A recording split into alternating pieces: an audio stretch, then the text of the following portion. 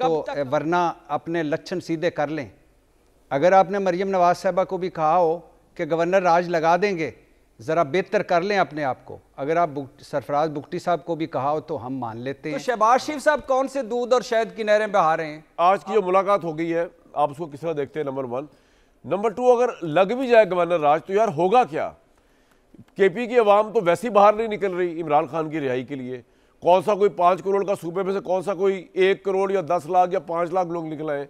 क्या हो जाएगा इतना अगर लग भी जाता है? भट्टी साहब भाईजान के खैबर पख्तूनख्वा में गवर्नर राज लगाना चाहते हैं। इससे बड़ा बदकिस्मत फैसला कोई नहीं होगा, इससे बड़ा ब्लंडर कोई नहीं होगा, इससे बड़ी सियासी गलती कोई क्यों?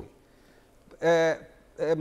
मुझे पता है कि 26वीं आईनी तरमीम, 27वीं आईनी तरमीम, बल्ले का छिन जाना, इलेक्शन एक्ट में तब्दीलियाँ, नैब में तरमीम और बाकी सारा, अब ये जो आइन का आर्टिकल, आइन ही पता नहीं किधर है। इधर एक शारा दस्तूर है जिस पे अभी 2 बच्चियों को कुचल दिया है एक बड़े साहब के बेटे ने।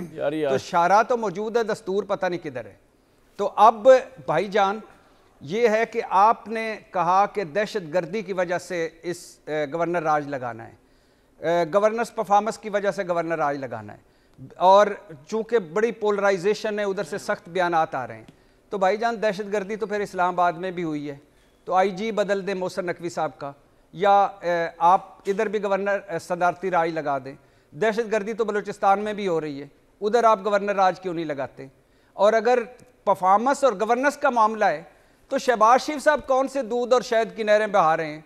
आपने UNDP की रिपोर्ट नहीं देखी, वर्ल्ड बैंक की रिपोर्ट नहीं देखी, IMF की रिपोर्ट नहीं देखी, कर्जे नहीं देखे, रियल स्टेट नहीं देखी, ज़राअत नहीं देखी, इंडस्ट्री नहीं देखी, आवाम का हाल नहीं देखा, महंगाई, बेरोजगारी, गुर्बत नहीं देखी, तो शहबाज शरीफ साहब को हटाएं। अगर यही क्राइटेरिया है तो हटाएं इनको।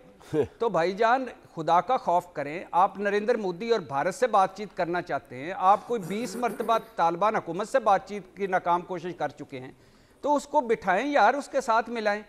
आज बाकी ये जो अभी कामरान भाई, अभी ये जो उज़मा खान मिली हैं 20 मिनट के लिए, और वो बता रही थी इमरान साहब बड़े गुस्से में थे, इमरान खान साहब गुस्से में थे, हाँ गुस्से में थे, और भी उन्होंने बड़ा कुछ कहा कि जब तक आप गुलामी के माइंड सेट में रहेंगे गुलाम रहेंगे। खैर वो तो एक अलग बात है। अब मुझे बताएं कि मंगल का दिन तय था, अदालत ने हुक्म दिया और अदालत का इजाज़तनामा था, अडयाला जेल वालों का इजाज़तनामा था, नाम भिजवाए और मुलाकात नहीं। आज इन्होंने मुलाकात करवाई है, क्या करके? राई का पहाड़ बना के। दफ़ा 144 लगी हुई इस्लामाबाद में, दफ़ा 144 लगी हुई पिंडी में, जगह जगह नाके, सड़कें बंद, खारदार तारें, पुलिस स्कूल बंद है इस्लामाबाद। 20 मिनट की मुलाकात करवा दी।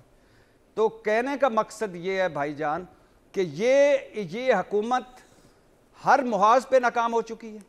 इस हुकूमत की अखलाकी हैसियत तो पहले ही कुछ नहीं थी, क्रेडिबिलिटी तो पहले ही कुछ नहीं थी, और ऊपर से अभी चूंकि वो NFC अवार्ड, नए सूबे और सूबों के इख्तियारात कुछ वापस लेके अब इस पे भाव ताव में लगे हुए हैं। तो आप कह रहे हैं इस पोजीशन में नहीं है गवर्नर राज लगाए? भट्टी साहब यही कह रहे हैं, नलायक, ये नाहल, नीयत में इनके खोट, यही कह रहे हैं आप? भाईजान अच्छा मुझे एक बताएं कामरान भाई जी, कि गवर्नर राज लगाकर ये कर क्या लेंगे? सोहेल अफरीदी साहब कितने बाख्तियार वजीर आजम है, FC किसके अंडर है, IG किसके अंडर है, चीफ सेक्रेटरी किसके अंडर है? 8 मरतबा तो वो एक तरफ मरियम नवाज मुंतखब वजीर आला हैं, उनके पास चार्टर्ड जहाज है, वो मुल्क दर मुल्क फेर रही है, दूसरी तरफ चादर की बुक्कल मार के अडयाला जेल के बाहर बैठा होता है। तो क्यों ऐसे फैसले करते हैं? बातचीत करें, सूबा और वफाक मिलकर बैठे, 1 मरतबा, 2 मरतबा, 3 मरतबा, क्योंकि मकसद बड़ा है।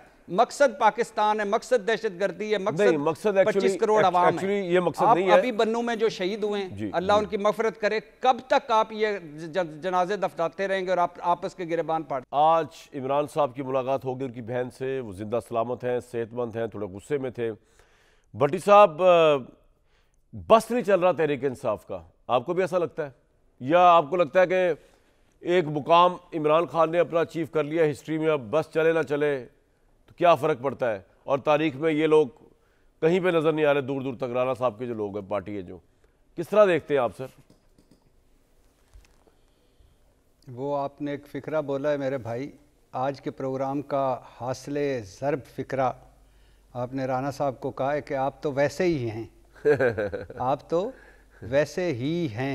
जी, आप तो वैसे वैसे ही हैं। तो जो वैसे ही हैं उन्होंने क्या हिस्ट्री में नाम लिखवाना, क्या हिस्ट्री में आना, क्या हिस्ट्री में जाना। राना साहब भाई हैं अपने, उनकी सारी बातें कबूल।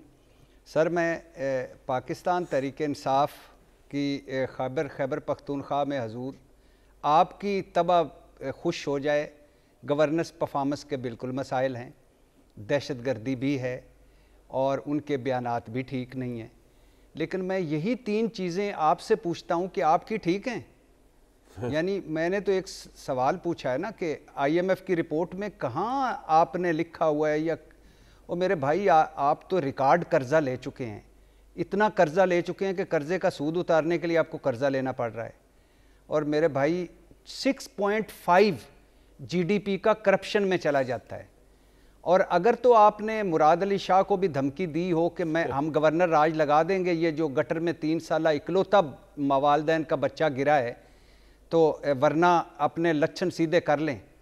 अगर आपने मरियम नवाज साहबा को भी कहा हो कि गवर्नर राज लगा देंगे, ज़रा बेहतर कर लें अपने आप को। अगर आप सरफराज बुगटी साहब को भी कहा हो तो हम मान लेते हैं, लगाएं। और दूसरी बात है, लगा लें, क्यों नहीं लगाते? ये शौक़ भी पूरा कर लें। आपने तो फिर पाकिस्तान तहरीक इंसाफ को हीरो बना देना है। अगर उनके कोई मसाइल हैं, अगर दहशतगर्दी है, अगर और आप चीज़ें समझते हैं मिसमैनेजमेंट है, तो वो तो हीरो बन जाएंगे। लगा लें आप गवर्नर, और मुझे गारंटी तो दे दें एक कि गवर्नर राज लगाने के बाद आप दहशतगर्दी रोक पाएंगे, गवर्नेंस परफॉर्मेंस के मसाइल बेहतर कर पाएंगे, और आप दूध और शहद की नहरें बह जाएंगी। मेरे भाई आप किस काम के लिए आए थे? आए तो नहीं थे, लेकिन जब आ गए हैं तो किस काम के लिए आए थे? इस काम के लिए आप आए थे। इसके बाद आपने एक और करारदाद लाएं, कौमी असम्बली में PTI वाले जो हैं ये ज़रा ठीक तरह से शोर शराबा करते हैं, इनको इधर से भी निकाल दें, सेनेट से भी निकाल दें, सूबाई असम्बलियों से भी निकाल दें, पाबंदी भी लगा दें। उसके बाद गारंटी दें मुल्क की मसाइल हल करने की। और भाई आपने तो 35 साल से इस मुल्क का बेड़ा गर्क कर दिया है। 35 साल से हम आपको भुगत रहे हैं, आपकी तीसरी नस्ल भुगत रहे हैं, अभी भी आपका पेट नहीं भरा। बस कर दें यार। आप ऊपर से लेकर नीचे तक क्या कर दिया आपने इस मुल्क का? क्या ये मुल्क था जब आप लोगों के हत्थे चढ़ा? क्या मुल्क? परवेज़ मुशर्रफ साहब याद आ रहे हैं जब वो रिज़ाइन दे रहे थे, उनका अब इस मुल्क का अल्लाह हाफिज़ है। और यकीन करें, मैं सोच रहा था कि क्यों कह रहे हैं, बाद में पता चला आसिफ अली जरदारी साहब सदर बन गए, वही जिनको ये ज़र बाबा कहते थे। अभी नवाज शरीफ साहब ने इस कौमी असम्बली के इजलास से छुट्टी ले ली है। 26वीं आईनी तरमीम को आए, वो वोट दे गए। 27वीं को सदर जरदारी को कहते थे कि आपके प्रोग्राम में कहते थे एंड पे ज़रूर क्लिप चलाइएगा, ये ज़र बाबा है, 40 चोर है, इससे इत्तेहाद के बजाय कुएं में छलांग मारेंगे। और उधर वाले क्या कहते थे? ये क्या अब उनको ताहियात इस्तिस्ना दे दिया करप्शन और फौजदारी मुकदमात से जरदारी साहब को। और ताहयात, मैं तो कहता हूं कि अगली हयात का भी कोई एक कानून बनाए कि इसके बाद अल्लाह उनको लंबी उम्र दे, लेकिन जब ऊपर जाएं वहां भी इस्तिस्ना होगा। ये भी कोई कानून साजी करें या कोई इस तरह का कोई जुगाड़ लगाएं। बिल्कुल ठीक सर। पता नहीं क्या पॉइंट आ गया सर। मुल्क तजर्बात की अब इशू ये है कामरान भाई के नए सूबे